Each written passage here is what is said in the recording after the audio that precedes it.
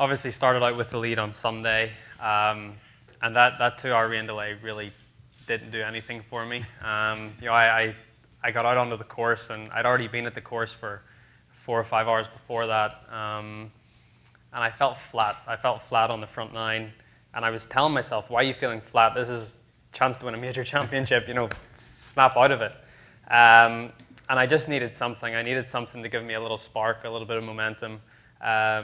And that first birdie on 7 was really important. At least, that got something going for me. And then the 10th hole is where it all turned around. I saw Ricky hole a long putt for birdie on 10, and I was standing at my ball in the fairway, and I went 3 shots behind. And I knew then I was contemplating whether to lay up and try and make birdie with a wedge or go for the green. And the only reason I was thinking like that was because I had the same shot on Thursday, and I hit it OB left with my 3-wood. So it really, with Ricky birdie in the 10th, it really took the decision out of my hands. I had to go for it. I had to try and make something happen.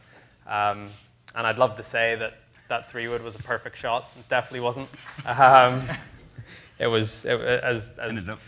did. As Faldo said on the telecast, it was right out of the neck, and it worked out perfectly. It started left and cut back for me, and it probably got the only firm piece of ground on the whole golf course that day, and rolled up there, and I made eagle. And then from that point, I was only 1 behind, and I knew that I'd played the back 9 really well that week. I think I played it better than anyone else, so I knew that there was birdies out there for me. And if I didn't make any mistakes and took advantage of some of the good shots that I knew that I was hitting, I had a great chance to win.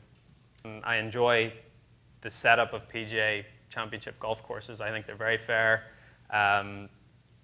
If you hit it out of position, it always gives you a chance to get back into position to maybe save your par, and it's a very fair setup. So I've always enjoyed that about it. And it was the same here in 10, and I had a great chance.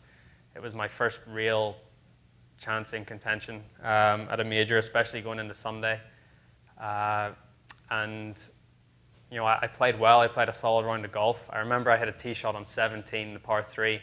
Pin was sort of down in the back left, and I felt like I hit a perfect shot. And it just stayed up on that ridge on the right.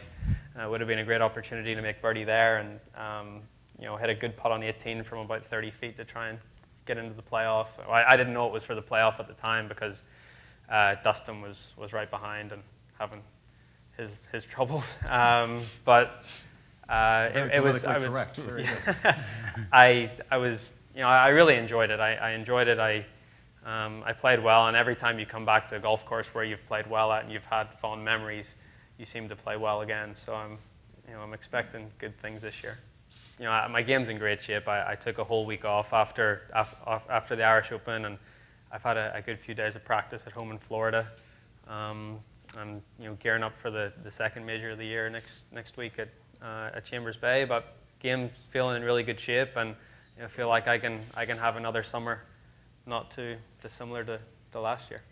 There's definitely holes out here that if you make your par and go to the next hole, you'll be happy. We were actually talking about it today on the way up in the plane.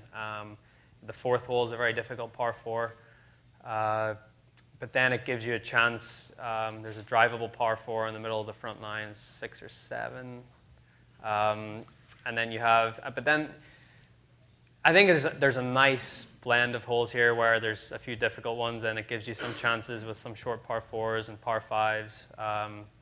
10, like around the middle of the course, you can make a few birdies. 10's a pretty short par 4, and then 11 the par 5. Even though it's a long par 5, it's probably a 3-shotter. It's got a nice flow, the golf course, and you can get on a run of birdies. But at the same time, there's holes in there where if you make your par and run, you've done well.